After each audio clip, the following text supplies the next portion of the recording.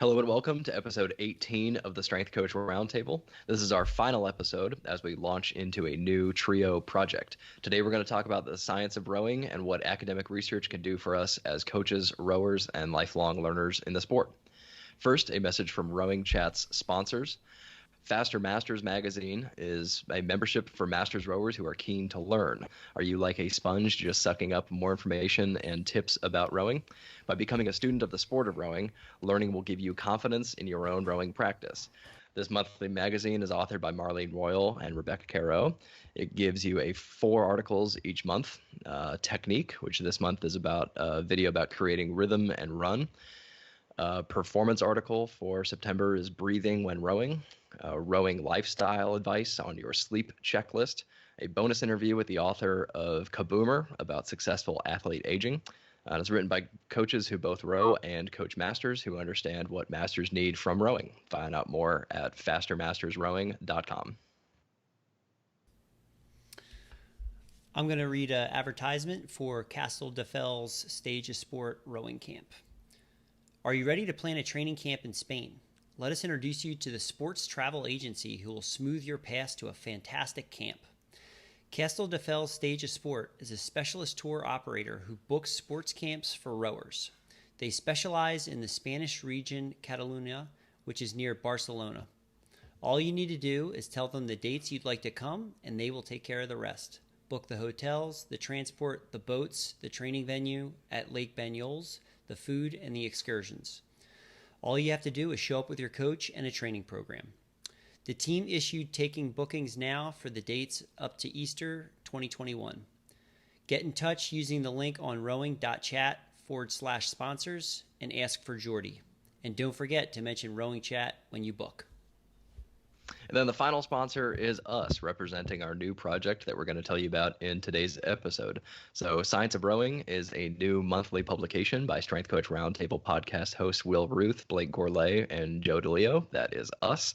Each month, members get 3 takeaway-focused research reviews on rowing training and performance, bonus video and graphic content to help move the knowledge into application, and a podcast episode of the trio discussing further and digging into the practical takeaways. Visit scienceofrowing.com/rowing chat for details, a free sample issue, and a special discount offer. So that's what we're doing. Science of Rowing is a monthly publication that we've rolled the podcast into, as well as our collective interest in applying rowing research to our coaching and rowing training. We'll start this episode with a brief introduction on how we use research to guide our practices, and then we'll go roundtable style through some takeaway-focused summaries and discussion on rowing research pieces that we found especially valuable.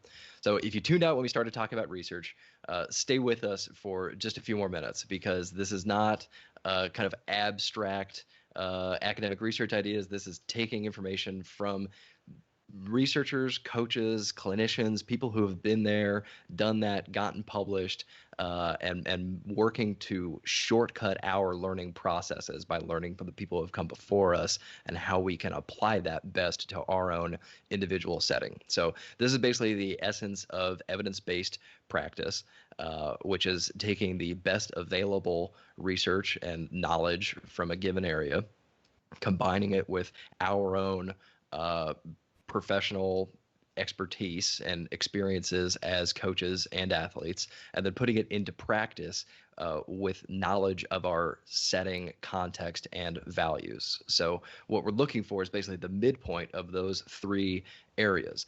Now, in our experience, and the reason that we're starting this project, a lot of people miss out on the best available research piece, and for good reasons. It's hard to stay on top of academic research. It requires journal subscriptions, which can be expensive or very time consuming to comb through Google trying to find free PDFs of various things. Also, just reading one research piece sort of doesn't give you a comprehensive look at a topic. So we've got to know how that research fits in with the rest of the research body.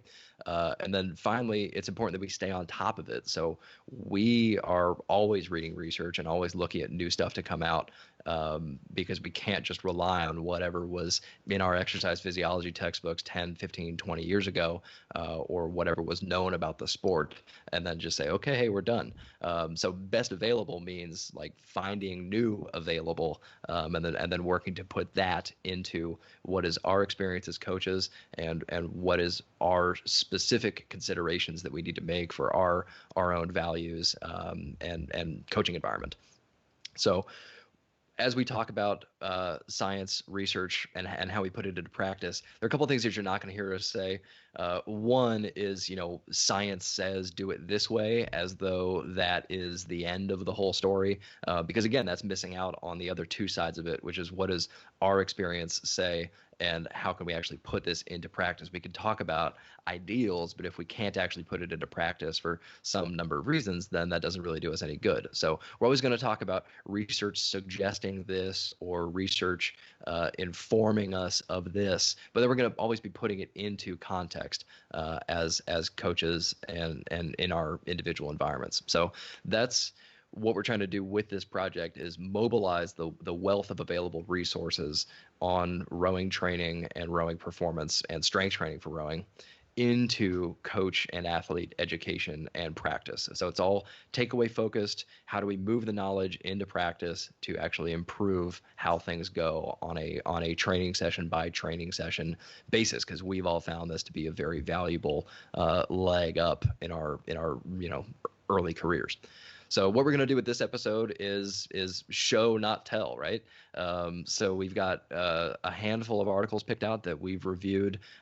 Some of these are available in our free sample issue, which you can access via the show notes for this episode, or at scienceofrowing.com/RowingChat. That'll get you everything that you need there, as well as our first issue that has just come out this month in September. And we're just going to provide like quick takeaway focused summaries, brief roundtable style discussion of those, any follow-up questions or comments from our own coaching and training, and keep this moving. So we hope that you will enjoy this and want to join us on our new project. Blake, why don't you start us off? Yep. Thanks for the detailed introduction. We'll start with my textured insole article. So what I looked into was what happens when we stimulate our feet. And in this article, what they did was they looked at 3 different insole types. So they looked at a control insole, which was just flat, normal insole that we're used to wearing. They looked at a low density insole, which had a few bumps on it. And they looked at a high density insole that had a lot more bumps on it. And they compared the 3 different insoles, and they looked to see if there's any feedback or any changes. And what they found was that the insole that had the most stimulation, the most bumps on it, actually translated into greater foot to foot plate contact force. Contact area, and then also translated to greater foot to foot plate force. So those were the 2 statistically significant findings. And when you kind of look at that, you probably don't think it's that interesting. But when you dig into other research, and again, like Will was talking about, kind of bringing our experience as rowing coaches and strength coaches, you realize that a lot of rowing performance actually relates back to the amount of pressure we can apply against the foot plate. So if we can apply greater foot force against the foot plate, hopefully if we have the other things in line, we're able to transfer that force into the oar handle, which means faster boats. And then the greater contact area is interesting because coaches are always talking about get your heels down quicker, get your heels down quicker. Well, there's only 2 ways to increase your contact area against the foot plate. You're either going a little bit wider, so you're getting a little bit more of the foot in contact, or you're getting more of the full foot in contact. So how does that area increase? The article doesn't say, but we know that that's probably a positive benefit in terms of being able to apply greater force through our posterior side, which is more powerful, quicker. And then there are a couple of other statistically insignificant findings that were changes, but again, they weren't proven by the research statistically, but they're interesting, they're worth mentioning. They found that there was an 11-watt difference between the control and the high density insole. So if you wore the insole that stimulated your feet more, you actually went on average 11 watts faster, which when you translate that over to splits, it's 1.1 splits. So we've talked about this before. It kind of sounds like old news at this point, but that could mean a huge change to your 2K performance. Yeah, I mean it's 4-second change, right? So I mean, one of the things we talked about in the sample issue podcast episode was the difference between statistically insignificant but athletically significant. So that may not rise to the mathematics stats definition of significance when compared against the study pool and all the other variables. But if you told rowers, hey, we can take 4 seconds off your 2K by changing an insole in your shoe, I think most people would probably at least give it a shot, right? Yeah, I mean, I think it's valuable, and since we've published it on social media, we've had more people reaching out to us and asking how to do it. And then I've bought a bunch of them for clients as gifts, just to kind of experiment and to give them something. And no one's had anything negative to say. Of course, it's not a scientific environment, so we can't say for sure. But a lot of them are like, yeah, I feel like I get more compression, like, but I like the feeling. It's not painful. So. Yeah, it at least doesn't interfere with them consciously, right? So if because the adaptations that are happening are subconscious, right? Like it's not like they're trying harder because they're using the control too, so they don't know when there's one switched in. Right, and it's not like you can tell that a greater part of your foot is touching the foot plate. Yeah, so it's some deep neurological response to the increased stimulus has a performance effect. Yeah, so basically our feet are one of the most sensitive. Our feet, our hands are one of the most sensitive parts of our body. So they respond to touch, vibration, etc. And that's just stimulating the touch portion. So yeah, a lot of it's subconscious. And probably especially so in rowing when they're the only source of articulation with the rest of the environment, right? Yeah, I mean, everything starts from the ground up, even in the boat. Yeah. Joe, anything you want to add or jump on to our next one? Again, we're just trying to present these in quick hit, takeaway focused, a little bit of discussion afterwards, move on to the next one, give audience a broad range of things that we've learned from some of our recent readings.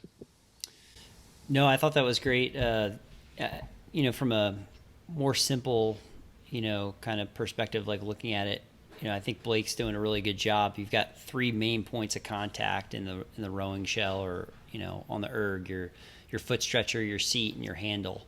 And so kind of zeroing in and looking at another way to potentially pull enhanced performance out of one of those main contact points, I think is really great.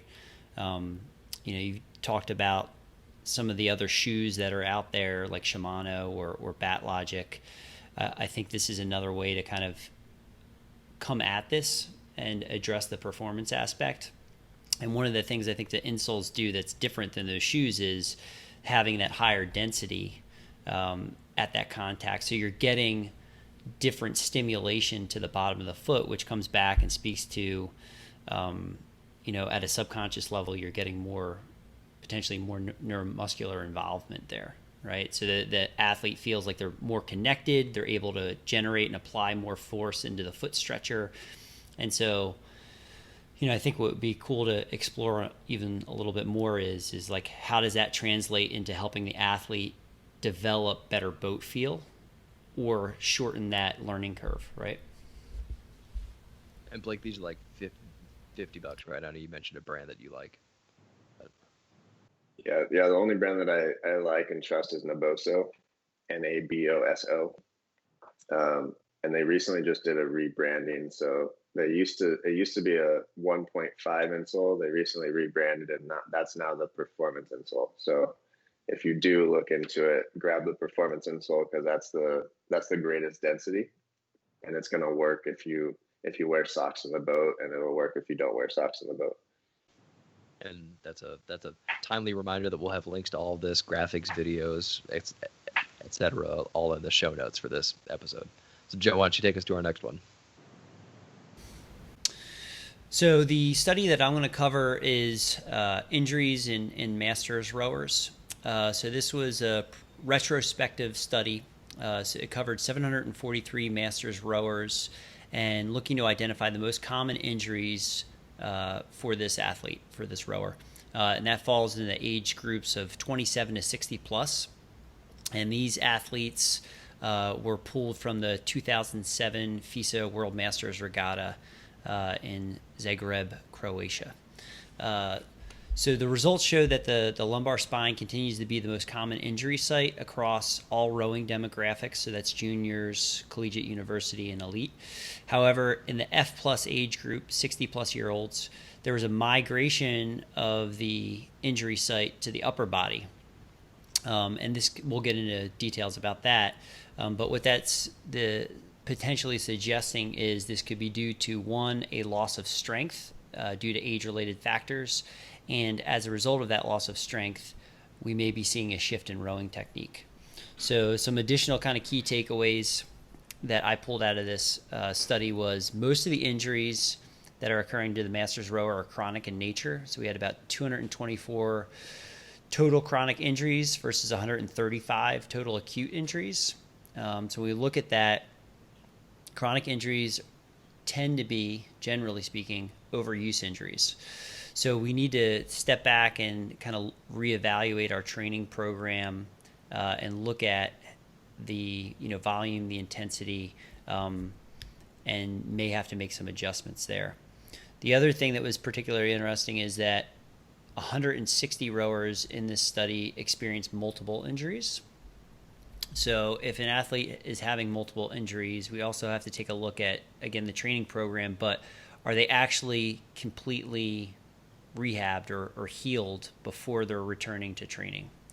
The one thing also kind of worth noting that we'll talk about with that F plus age group, 60 plus year olds, is that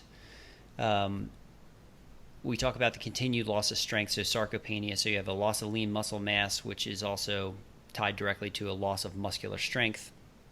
And in this, you have the potential shift in rowing technique. So what the researchers are talking about is as you're losing lean muscle mass and your ability to produce muscular strength, these athletes at this age group are now using more of their upper body to complete the dry phase of the rowing stroke. And so as a result, you're starting to see more injuries occur in upper extremities or the upper body.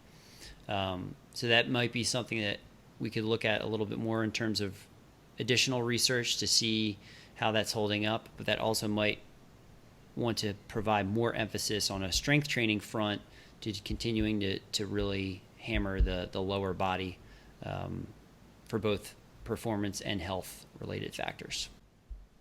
Talk about that in our sample issue podcast, the biomechanical concept of summing forces, SUM, sum as in to add, that weaker athletes, which is either masters as they age if they lose muscle mass and strength, or younger athletes tend to try to get more force by incorporating more body parts earlier in the stroke cycle. So that's why you see a lot of juniors and stereotypically older masters with the early arm break, the early body opening, is because they're not getting enough force from the lower body at the front end in the early drive phase. So they're summing force, getting it more from more body parts by opening up more early.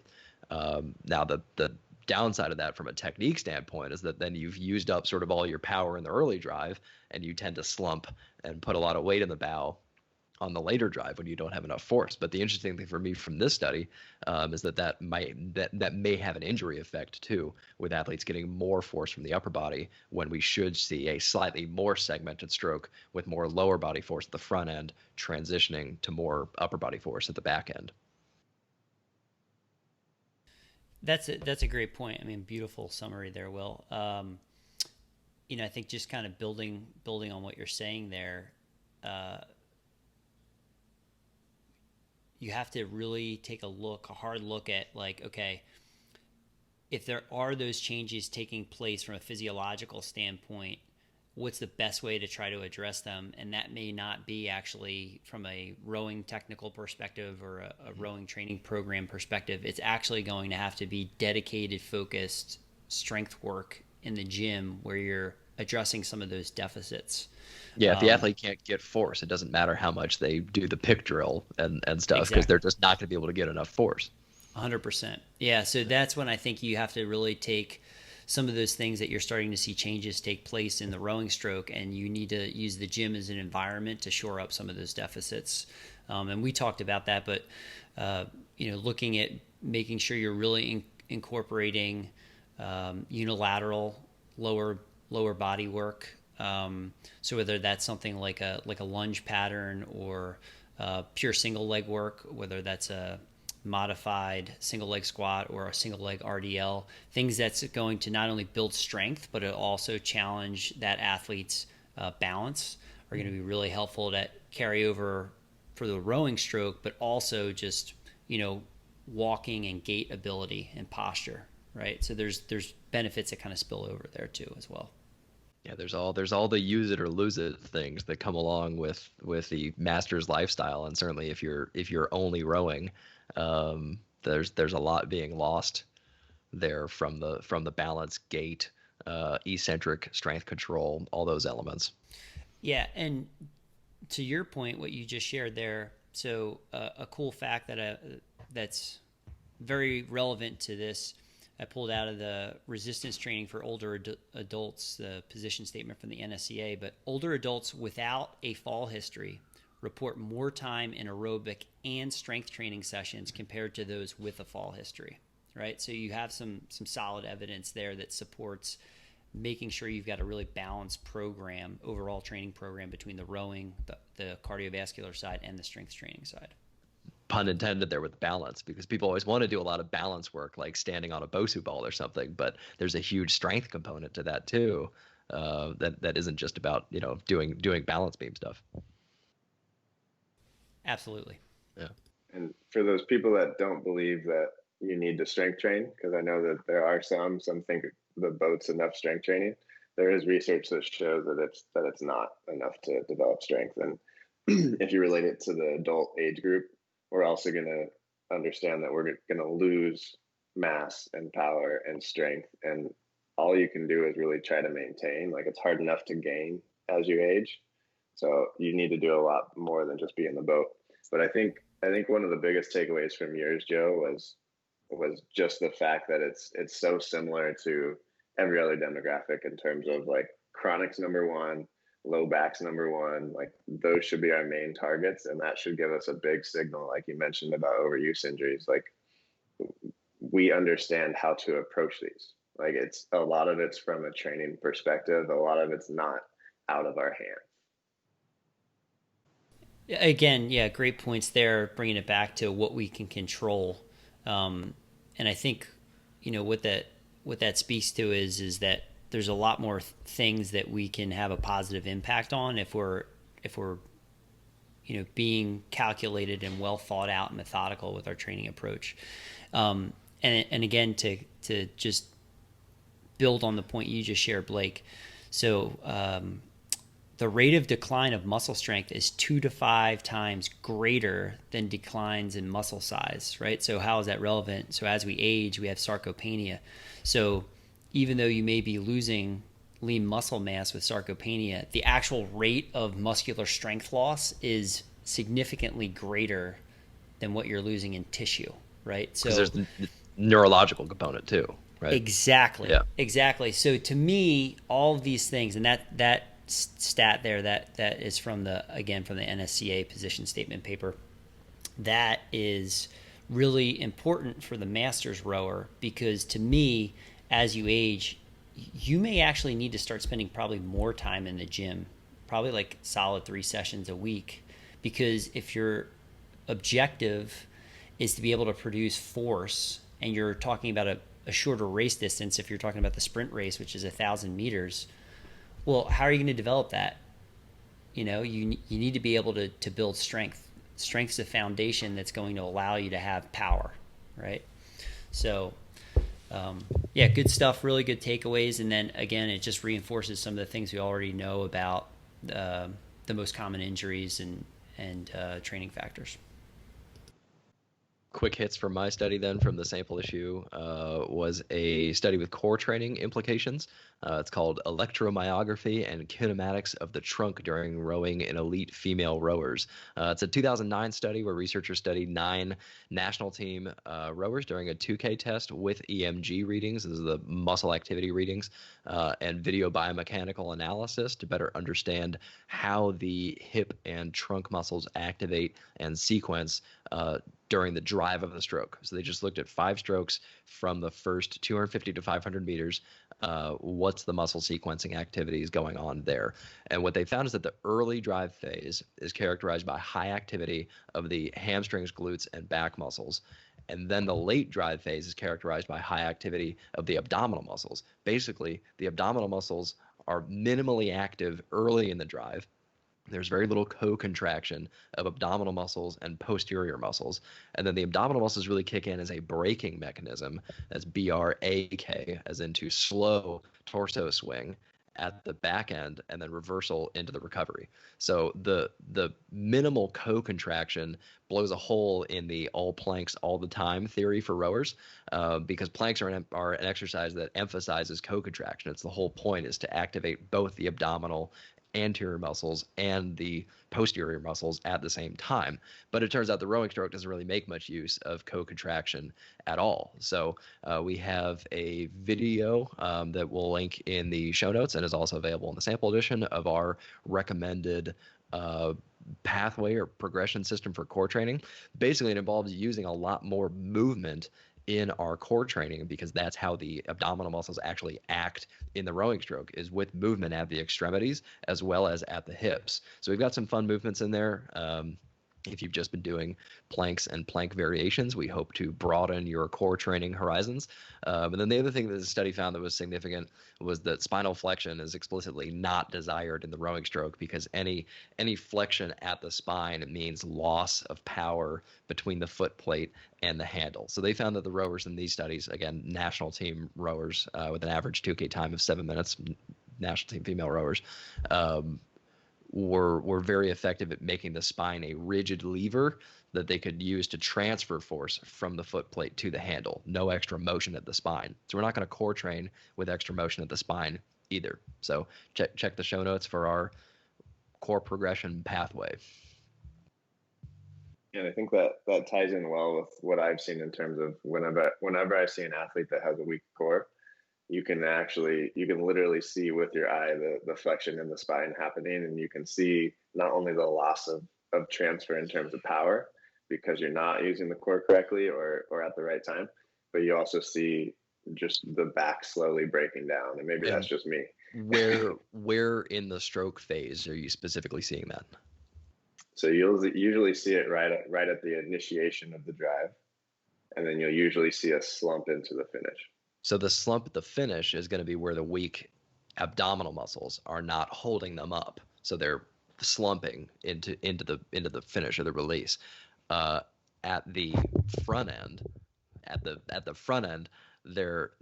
would be weak extensor muscles, weak hamstrings, glutes, and low back because they're not generating enough force against the high force at the early drive blade against the water. So that's the interesting thing from this study is being able to get more refined in our analysis of like where are athletes weak, where are they not getting enough force. If they're rounding at the front end, people would typically say, oh, they need to do more abdominal work. We'll do a 30-minute core circuit every day all the time. But you might not actually be strengthening what you think you're strengthening. Blake, hit us with the next one. I thought Joe was queuing something up.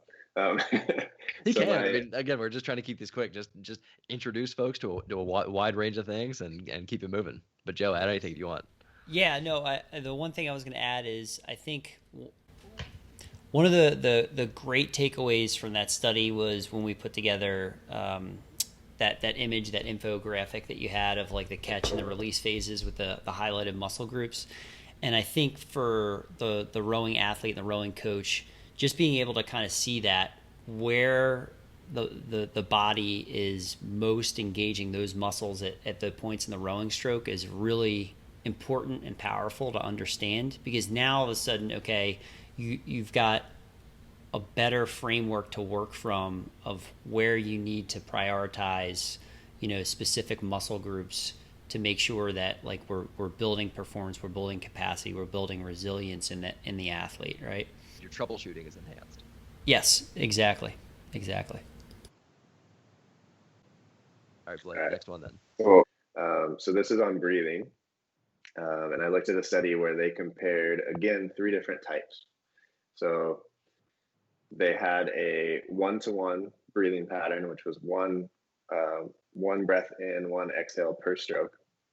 And then they had a 2-to-1 breathing pattern, which was 2 breaths per stroke. And then they just had a control group. And what they ended up finding was different effects based on each pattern. The biggest finding was that if you did a 1-to-1 breathing strategy during submaximal light work, so technical work, things that are basically purely aerobic, is going to actually increase your lung capacity. So with every breath, I'm able to get in more air, which means I might be more efficient. I might be delivering more nutrients, and I might be getting rid of more waste products with each breath, right? So it's beneficial. And they also found that it transferred over to the first half of a 2K race pace test. So that one was really interesting. And then the 2-to-1 was also shown to be valuable, but there's some kind of iffy things with it. It's not 100% like the 1-to-1. But when you get to practicality of it, the test kind of explained it. Sorry, not the test. The researchers explained it in a way that wasn't necessarily practical or functional. So the way they actually described where and how to take the inhale, where and how to take the exhale, was actually really hard for the 2-to-1. I tested this one. Joe tested the intensity. Oh, okay. Which I wasn't going to dig too far into that unless you wanted to get into that, Joe. But yeah, so 1-to-1 is basically inhale on the recovery, exhale on the drive. Inhale on the recovery, exhale on the drive. And if you train with that at lighter intensities, you will improve your lung capacity, because they showed this over 8 weeks. And then the 2-to-1, I just recommend getting 2 inhales on the recovery, 1 exhale on the drive. Keep it simple. Don't think about exactly where you do it. And I think that could help to kind of fill that middle ground area. So that's, and then the other, just to clarify, sorry, that's two full breaths on the recovery and then 1 exhale on the drive, right? Or 1.5.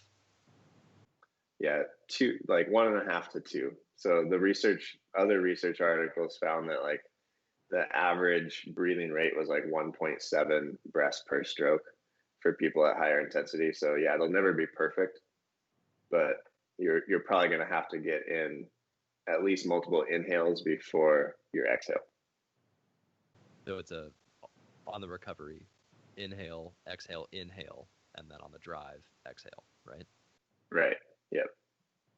Yeah, and then the other interesting part was that they noticed that if you restrict your breathing pattern, or if you focus on your breathing pattern too much at like race pace, that can actually take away from your performance. So it's important to note that using breathing for training might be effective and might translate over to performance, but we want to be careful when we get to performance in terms of telling athletes what to focus on. Cognitive overload. I'll jump in real quick and talk about, so I tested it out, the intensity that they mentioned. So when the rowers were doing the breathing pattern, they had them at, I think it was a low intensity of like 57 to 65%, like VO2 max in that range. And it listed, I think it was 100 watts, if I recall correctly, in the study. So I was curious at like what split that is, because most rowers are training off of split per 500 meters. So I got on, and I think they were doing it at 25 or 26 strokes a minute, 24 to 26, something like that, at 100 watts, which I found like really challenging to do. So I was only able to hold 100 watts at like 17 or 18 strokes a minute, which was around the other way. You found it challenging because it was too easy. it was too easy, right? And that was like a 230 split as a frame of reference, right? So my takeaway from that was, yes, you can focus on the breathing. However, you may be training at an intensity that is so low, you're actually not getting any physiological benefit. So it's at such a sub-max intensity. Like you would have to do hours of that to get capillary density and build mitochondria in the cells and, you know, work on actual like aerobic capacity. So I think it needs to be you need to be doing the breathing pattern at a endurance training intensity, whether you're doing that at however your coach programs that, whether it's heart rate, whether that's blood lactate, whether that's power, whatever it is, but it needs to be at a high enough level where you're actually stressing the body and getting some positive adaptation. And that's a good time to mention that one of the things we do when we write these reviews is actually seeing what the limitations are. So like where is this a good study and where are there some flaws, and being able to actually test those as rowers, rowing coaches, strength coaches, get in the gym and try it is a valuable part of our own learning experience. Joe, just out of interest, did you try to hit the pace or did you also try to incorporate the breathing too? Yeah, so I'll be honest, I did not focus on the breathing so much because I was like, I just want to try to get down to 100 watts to be able to, and it like, I just kept finding myself having to like basically, for me, back off more and more, like the pressure on the foot plate, right? So go easier and easier. So once I got that, then I was in a position to like even begin to have breathing kind of enter my mind of like something I could focus on. But it took significant time and focus to get the watts, the splits, you know, that low, so to speak. Yeah, I think that's a good perspective because I made a video of how they said exactly how to breathe. So where to inhale, where to exhale. And when I made the video for the 2-to-1, I had a hard time actually doing 2 strokes in a row where I was doing the 2-to-1 strategy exactly how they designed it. And that's why I mentioned earlier, it's like, I don't think it's super important where you inhale and where you exhale, as long as you're inhaling on the recovery and you're exhaling on the drive for the 2-to-1 and more extreme. But for the 1-to-1, it's simple: in on the recovery, exhale on the drive. And that improving just alone, just the fact of using a breathing strategy, improving your submax lung capacity. Yeah. So Joe was talking about the limitations in terms of how the intensity was lighter. And I do think there's still value to the different breathing patterns. I think the study did show that, but it's not as strong as a takeaway as the 1-to-1, because the 1-to-1 actually showed that it translated over to 2K performance in terms of improving lung capacity. And that was after 8 weeks of training. So this group trained with a 1-to-1 strategy for 8 total weeks. And then they ended up finishing with a 2K race pace test. And they also did the submaximal tests that were, like we've all talked about, way too light and really kind of awkward. But the fact that it translated over to lung capacity in the 2K makes that extremely valuable for me. Sweet. So I'm going to cover the review that I did for our first issue 1, rib injuries in female collegiate rowers.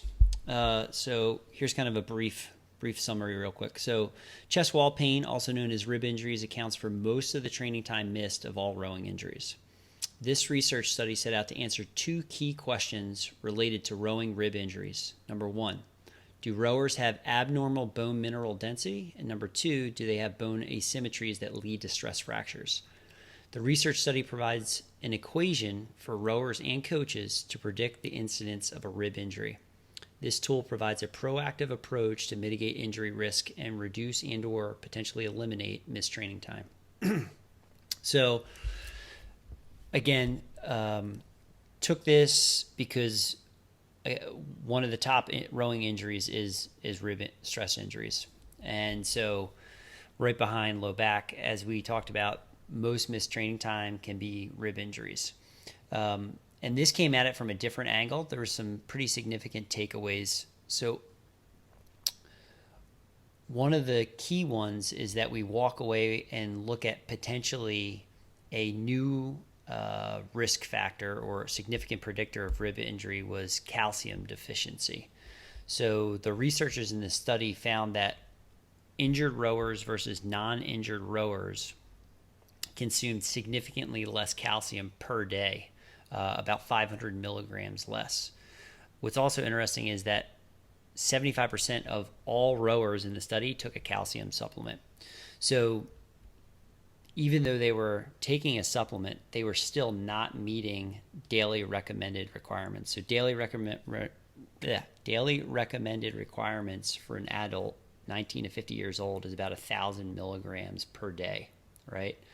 So you add in the top of the fact that these are collegiate athletes and they're training, right? So their demands are probably going to be even a little bit higher. So what was very cool about this study was the ability to factor in your total BPAC score. So that was your physical activity questionnaire that you would complete, and you would get a score from that. And then also your daily calcium intake. And using those two variables, you plug them into an equation, and you're able to get a predicted injury score of having a rib injury occur. So that was kind of some of the main key takeaways, as well as the utility of that tool.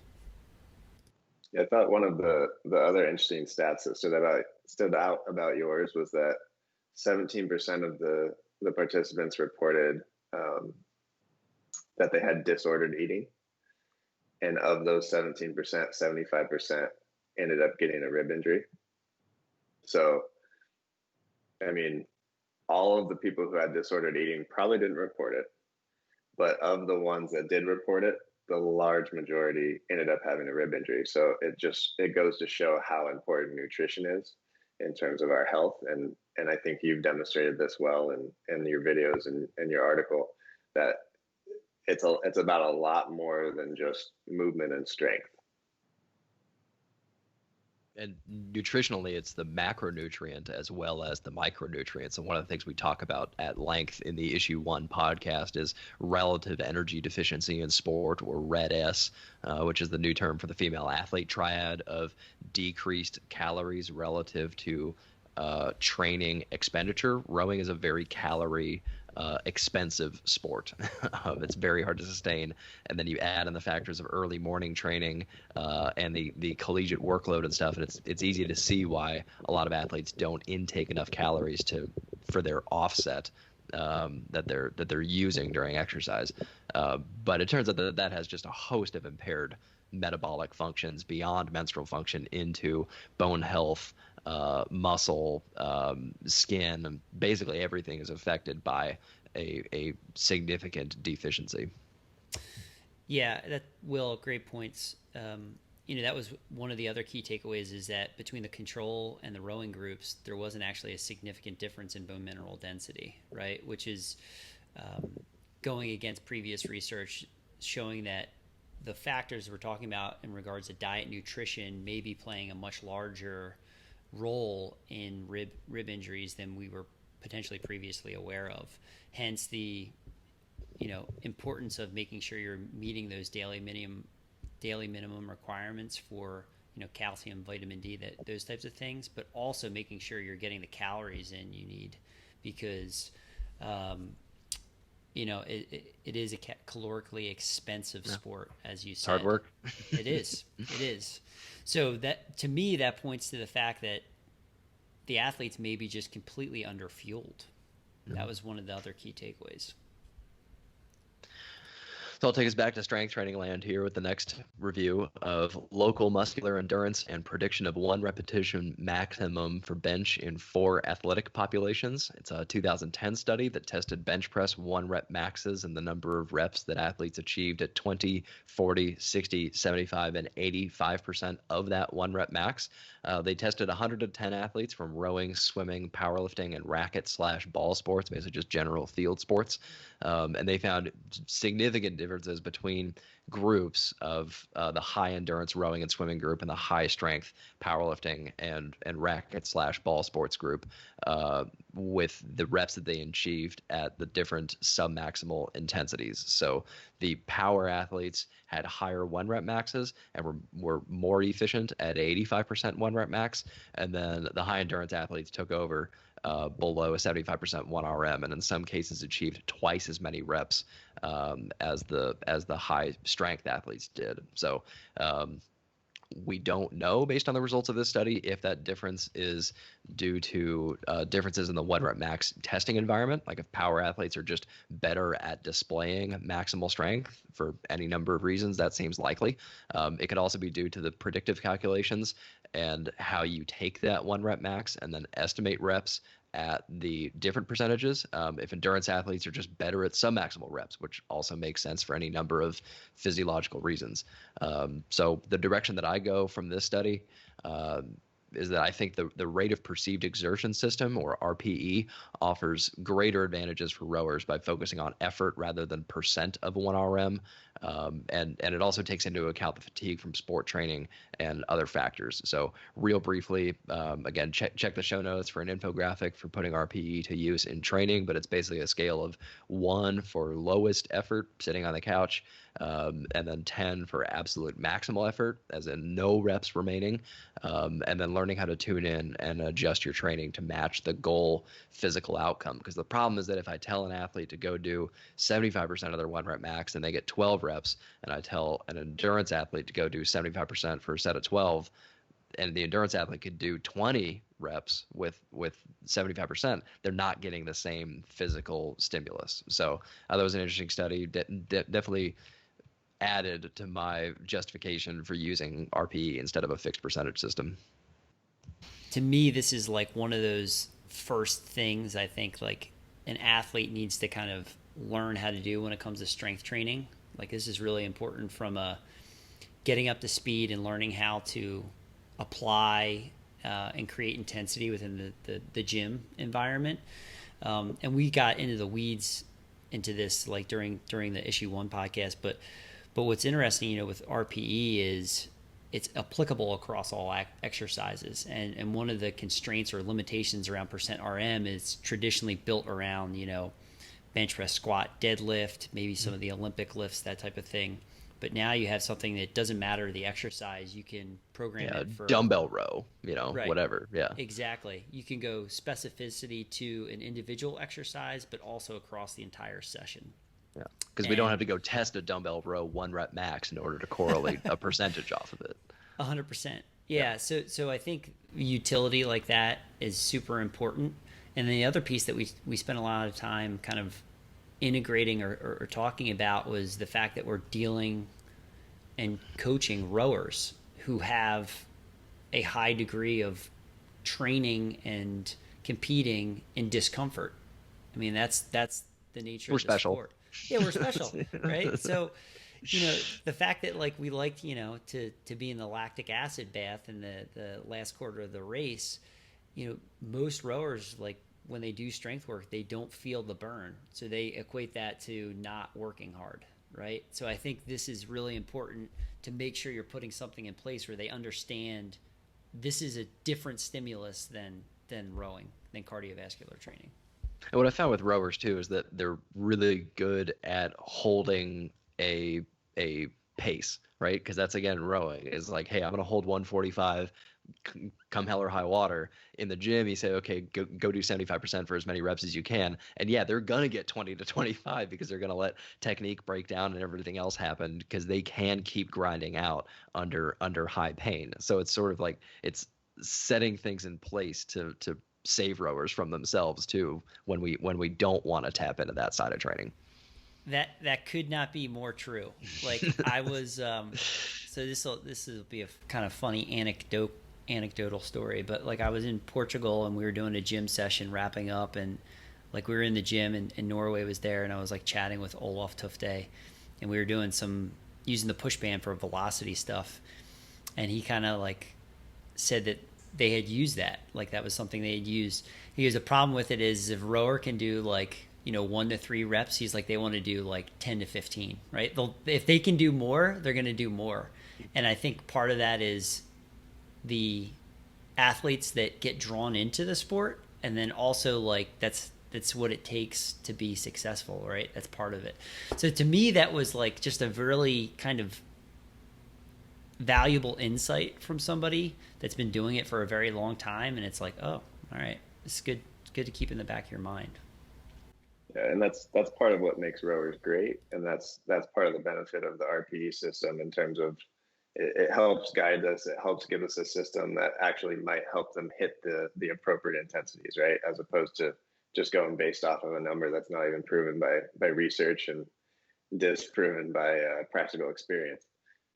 Yeah, that was the other fun side of this research that we get into, is the degree to which these predictive calculations are not based on published data or peer-reviewed anything. They just somebody put one up in a weight room once and everybody else said, okay, sure, we'll go with that. But it's probably based on power athletes, not endurance athletes. And even then, it turns out it's not actually based on much at all in terms of why is 75% for 12 reps.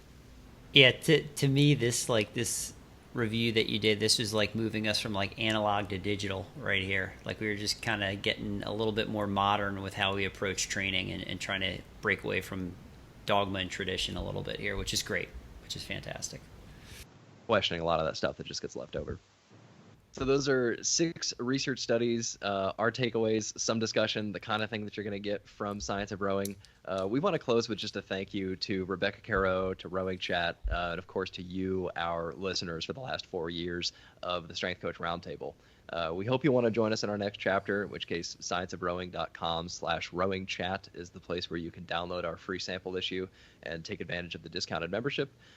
Rebecca is the one who connected the three of us, almost 5 years ago now, and hosted our first episode, which, looking back on it, was a hilariously awkward affair of who's talking when and a few internet-related calamities as we tried to connect between New Zealand, California, Washington, and Joe, you were in Rhode Island at the time, right? Yep. And we were audio only, so we were still figuring out really how to work together.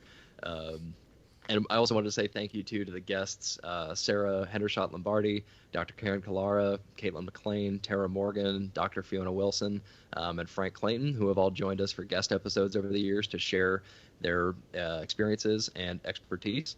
And then just again, to you, our listener, whether you've stuck with us since that first episode or whether you joined on later, thank you for joining us overall.